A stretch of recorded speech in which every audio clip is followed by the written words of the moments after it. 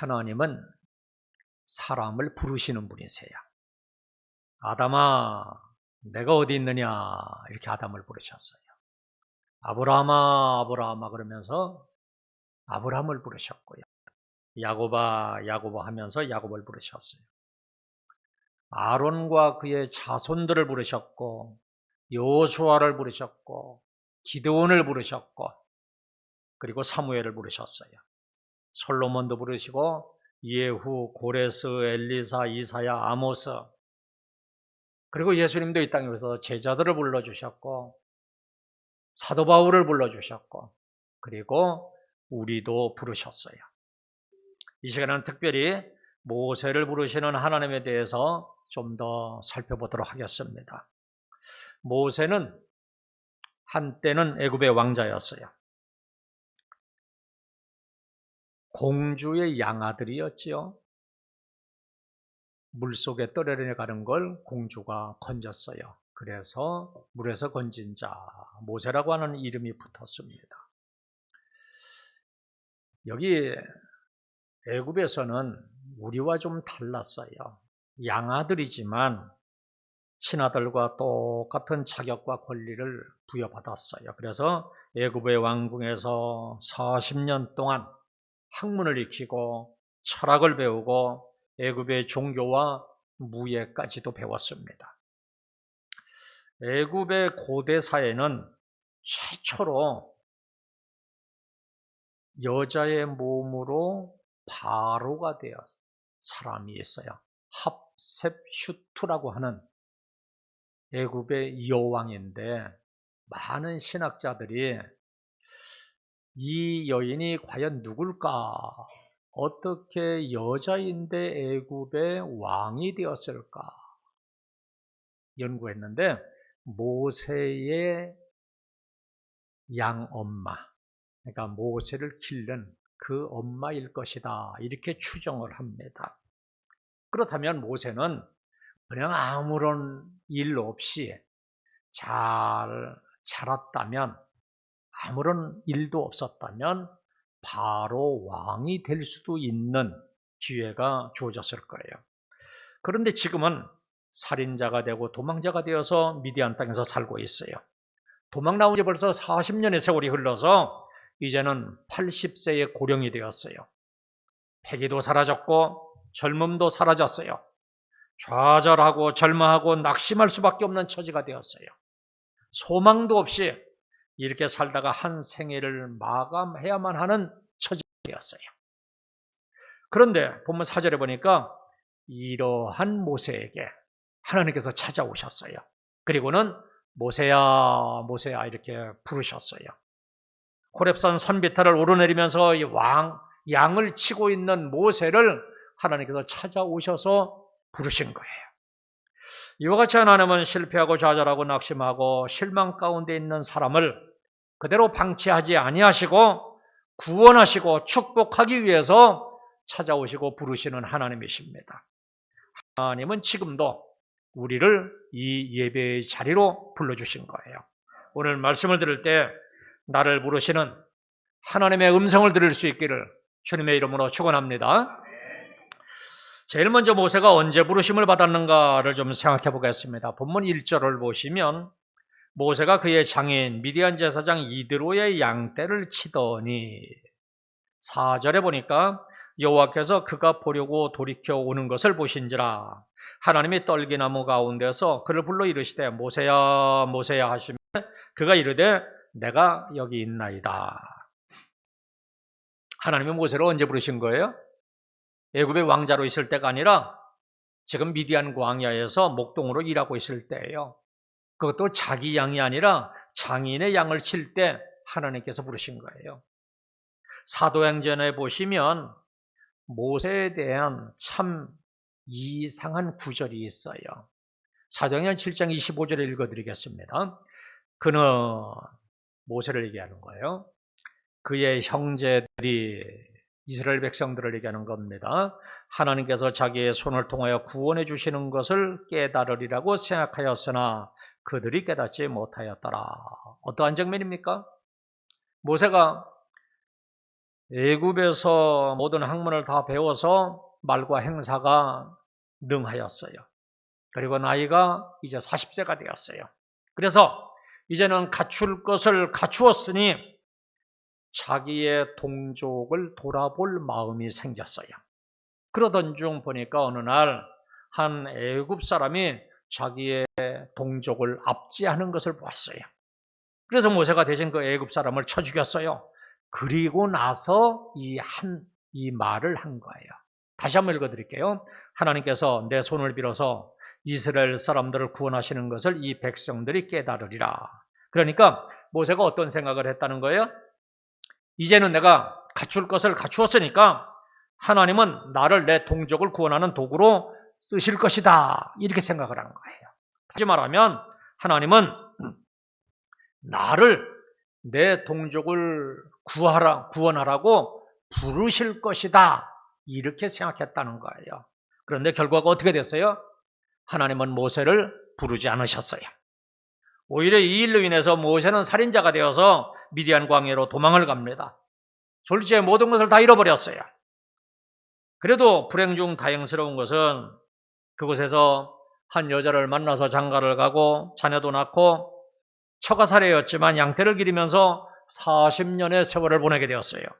그리고는 40년이라는 세월이 흐른 뒤에야 오늘 본문에 보니까 하나님의 모세를 부르시는 거예요.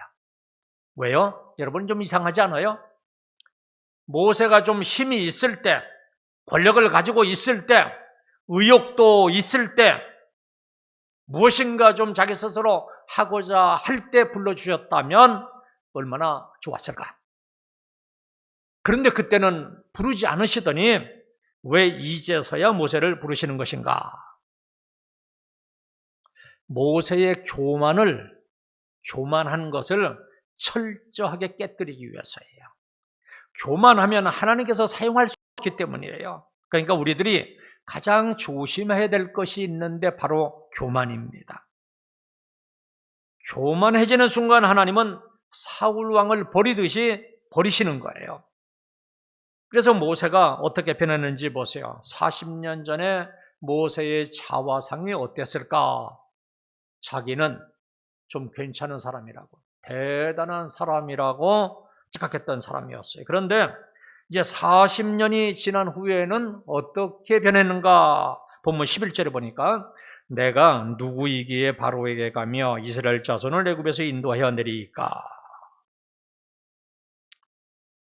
내가 어떻게 가서 그 사람들을 구원해낼 수 있겠습니까? 이 소리고요.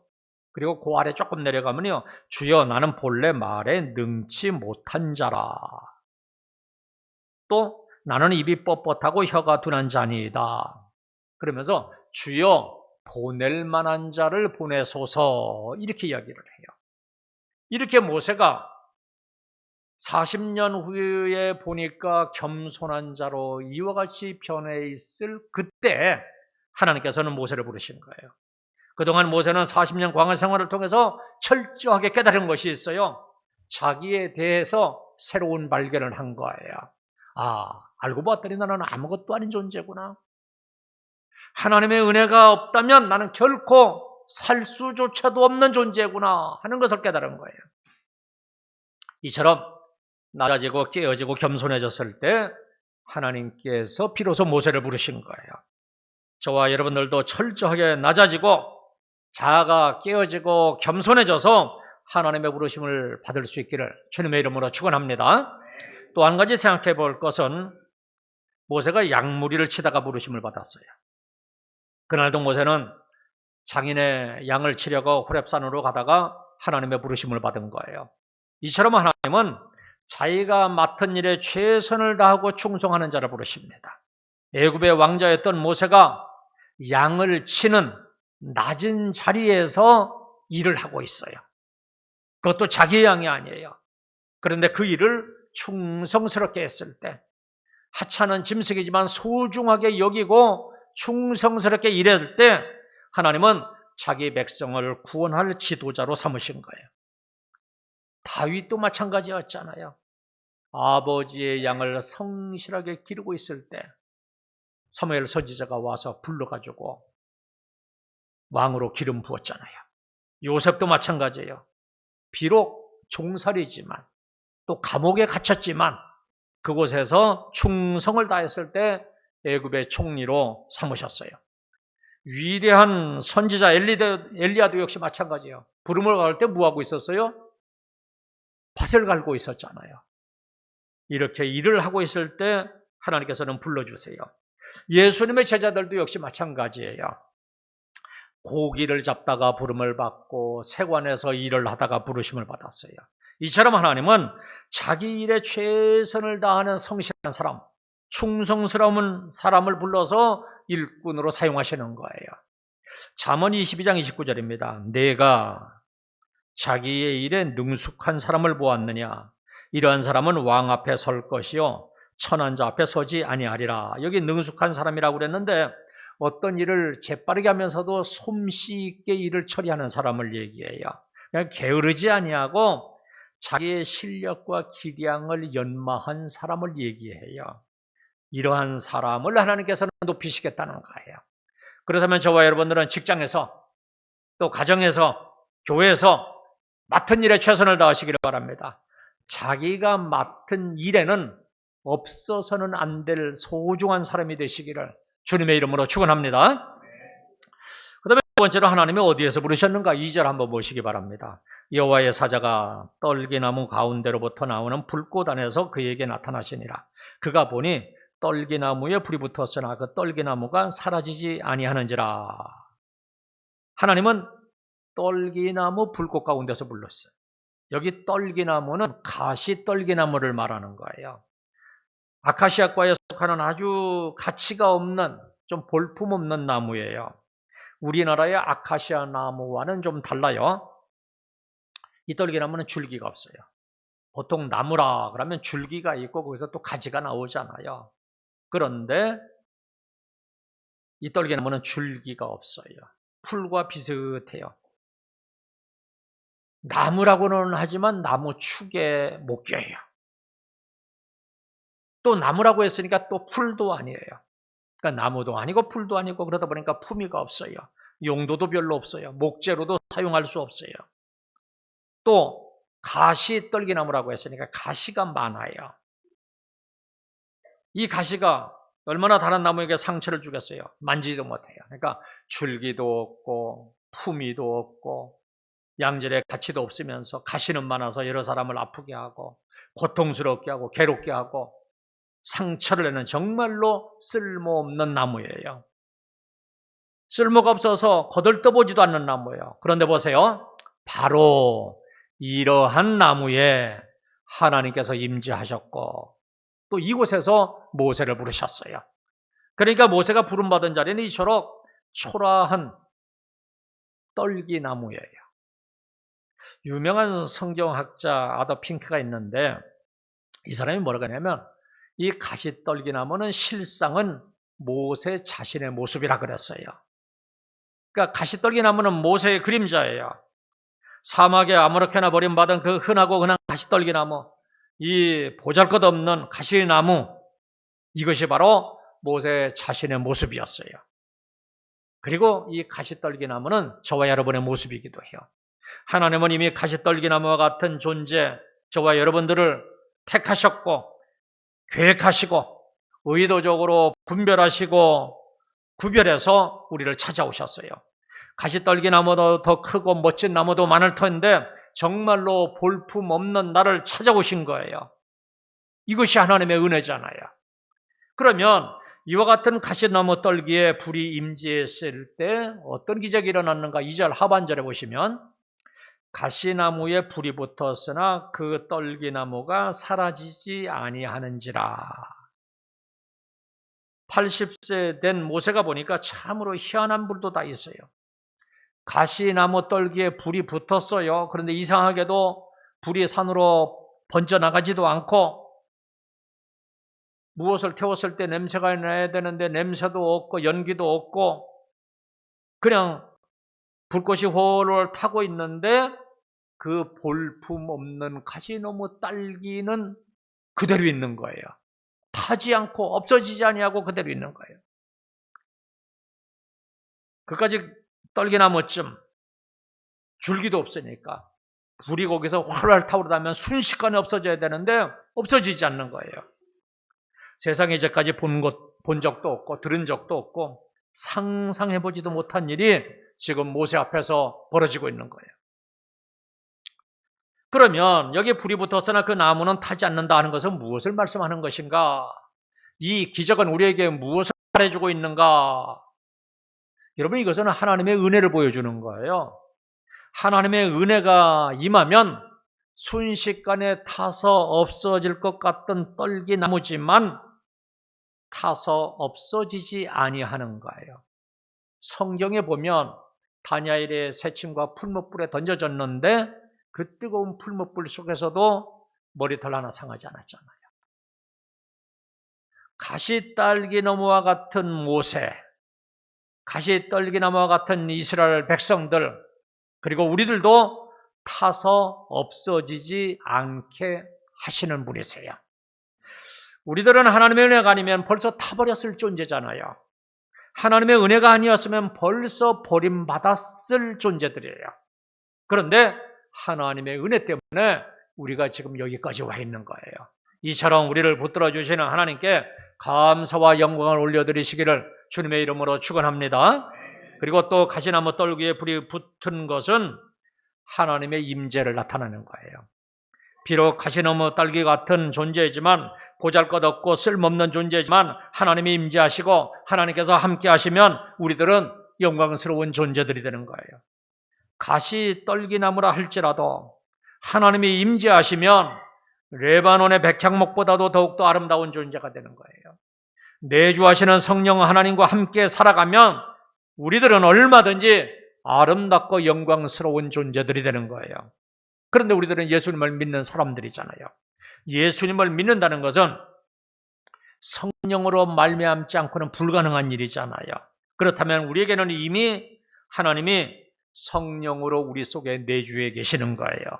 성령 하나님이 내주해 계시는 우리들은 이미 하나님의 은혜가 함께하는 사람들이에요.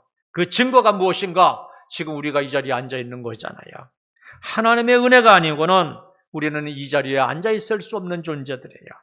우리가 하나님을 믿고 예배하는 이 자리에 있다는 것은 가장 복된 자리에 있는 것이고 가장 귀한 일을 하는 존재들이라는 증거예요.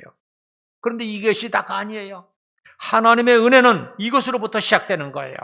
하나님은 우리를 더욱더 존귀한 존재로 만들어 가실 것입니다.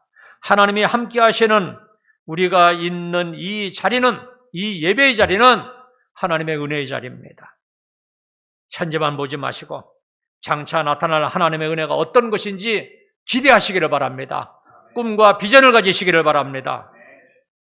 그러기 위해서 모세를 부르신 하나님이 무엇을 하느냐면 먼저 모세의 신발을 벗으라고 하세요. 5절 한번 보세요. 하나님이 이르시되 이리로 가까이 오지 말라. 내가 선 곳은 거룩한 땅이니 내 발에서 신을 벗으라.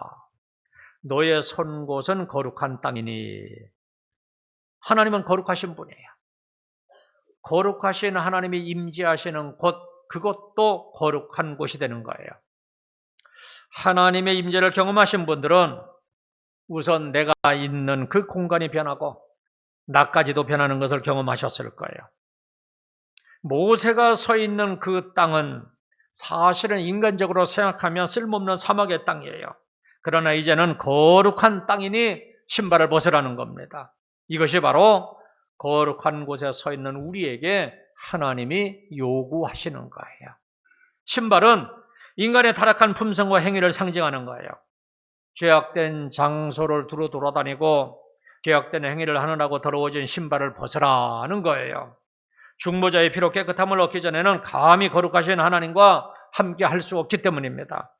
그렇다면 우리는 여기서 좀 생각해 볼 것이 있어요. 고린도전서 3장 16절 말씀입니다. 너희가 하나님의 성전인 것과 하나님의 성령이 너 안에 거하는 것을 알지 못하느뇨. 누구든지 하나님의 성전을 더럽히면 하나님이 그 사람을 멸하시리라. 하나님의 성전은 거룩하니 너희도 그러하니라. 여기 보시면 예수님을 믿는 우리들은 성령 하나님이 내 속에 내주하시기 때문에 우리가 곧 하나님이 거하시는 성전이라 이렇게 말씀하세요. 조금 전에 하나님이 임재하시면 그곳이 어떤 곳이든 간에 그것은 거룩한 곳이 된다 말씀했어요. 그러니까 하나님이 내주하시는 우리가 곧 거룩한 곳이 되는 거예요. 다시 말하면 우리들은 거룩한 자들이에요. 그래서 성도라 이렇게 부릅니다. 그렇다면 우리들은 이제는 거룩한 자들로 살아가야 돼요. 신을 벗어야지 돼요. 더러운 죄를 벗어버려야 돼요. 회개하고 바로 서야 돼요. 자기를 벗어버려야 돼요. 자기의 수단이나 자기의 지식이나 자기를 위해 살던 모든 것을 이제는 벗어버려야 돼요. 옛 욕심이나 죄를 벗어버려야 돼요. 자기를 부인해야 돼요. 세상 욕심을 버려야 돼요.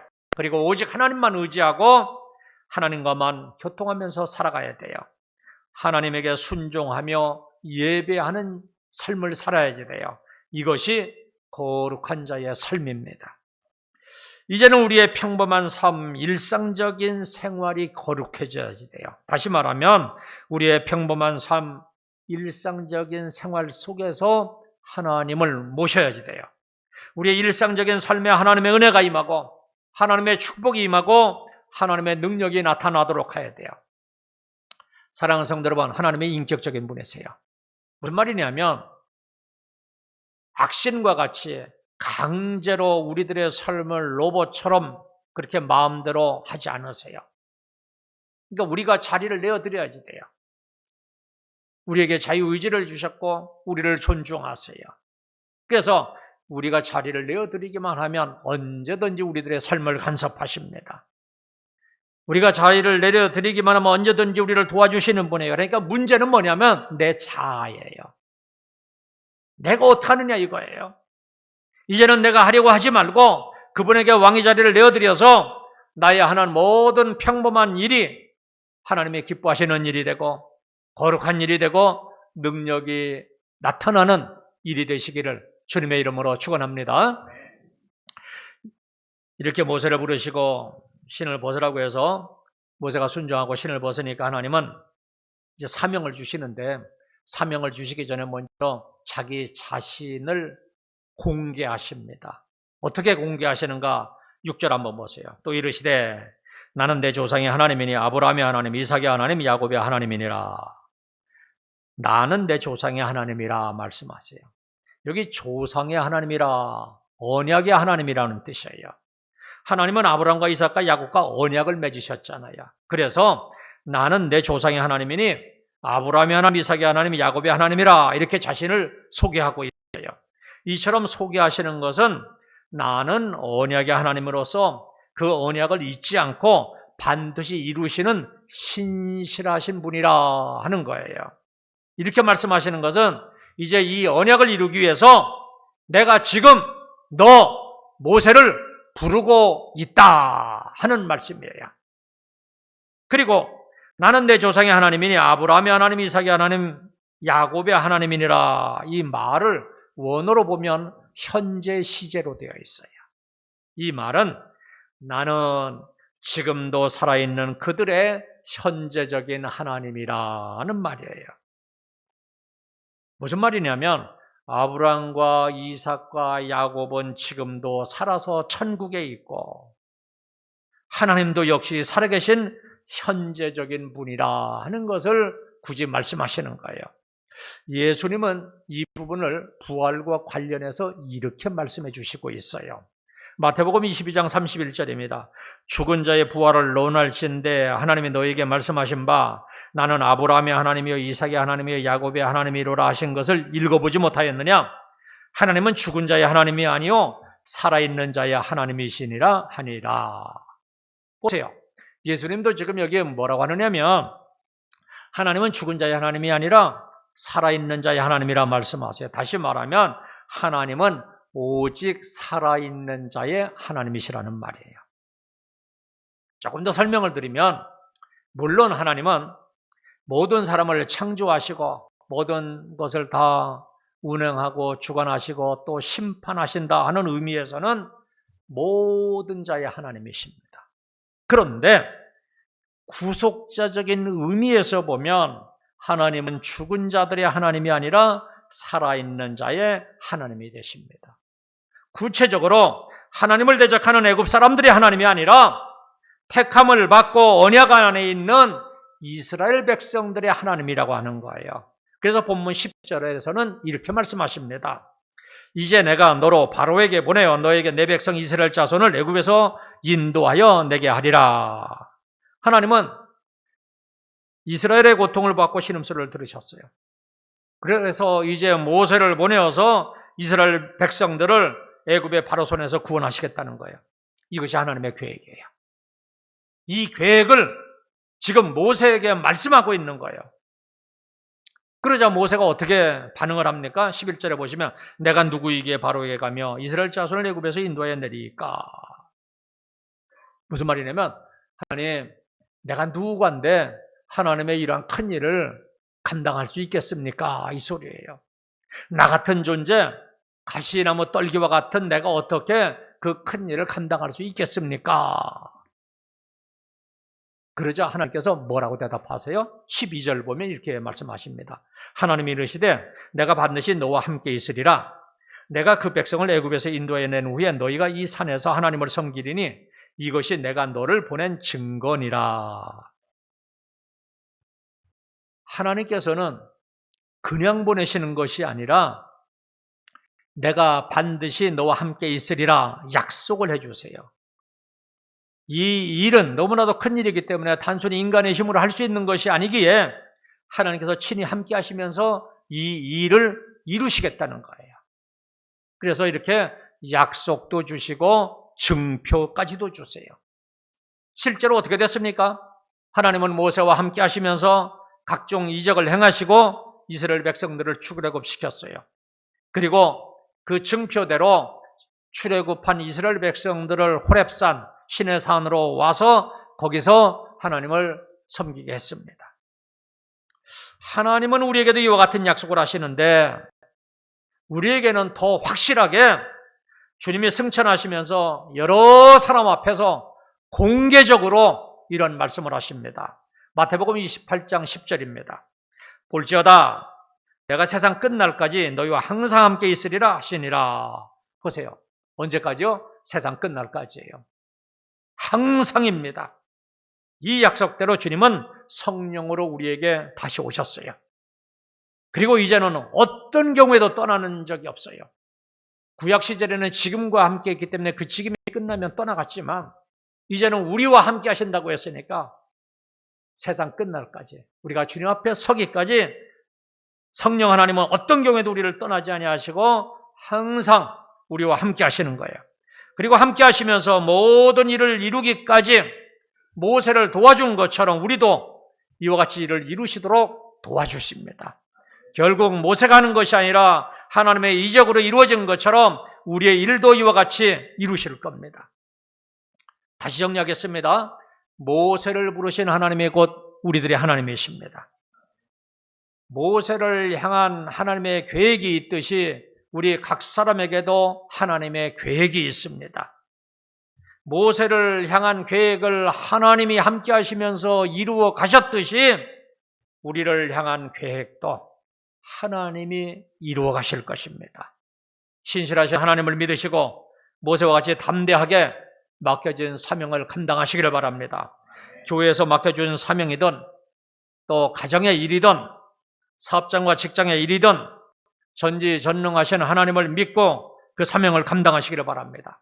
그래서 모세가 이스라엘 백성들을 이끌고 다시 이곳 호렙산 시내산에 와서 하나님을 섬겼듯이 저와 여러분들도 하나님의 능력으로 일을 다 이루고 하나님께 감사와 영광을 올려드리는 저와 여러분들이 되시기를 주님의 이름으로 축원합니다. 이제 기도하겠습니다.